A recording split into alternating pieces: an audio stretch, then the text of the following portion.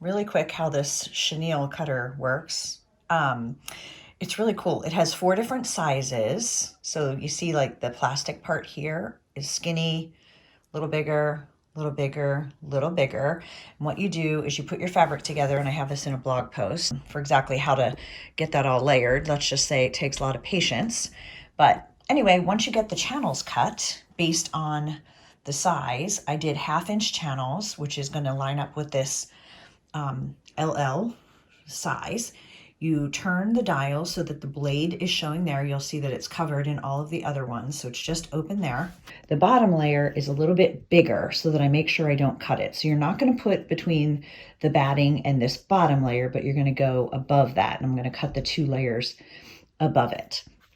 So I literally just put that plastic in there. I just push forward, and literally it just cuts the top 2 layers of fabric. And I'm going to take and I'm going to cut every single channel all the way across. Then when I'm done that, I'm going to square the whole thing off and bind it, and then I'll put it in the wash, and that is what's going to give it the fuzzy chenille look. So I'll show you that when that's done. So now I've bound it. I put backing and bound it, but here it's just cut. It's not gone through the laundry yet, so it looks kind of ratty, just like cut up fabric. But then once it goes through the laundry, it gets that fluffy chenilled look. Now, if I were to do this one again, I would use more layers. I only had 2 cut layers in this, so it has a lot of gaps in between the fluffiness. But I would also choose a different fabric, because you'll notice you can see the words pretty well because their white is in good contrast to the green and brown background, but you can't really see the animals as well because there isn't enough contrast.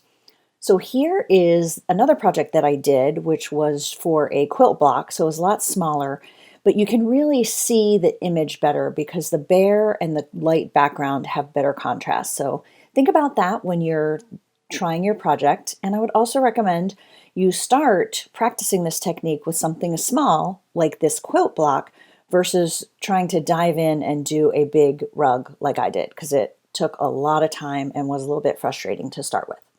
So I hope that helps, and follow my YouTube channel to see other tutorials, and my blog at tarareed.com for lots of other fabric projects and sewing things. Have a great day.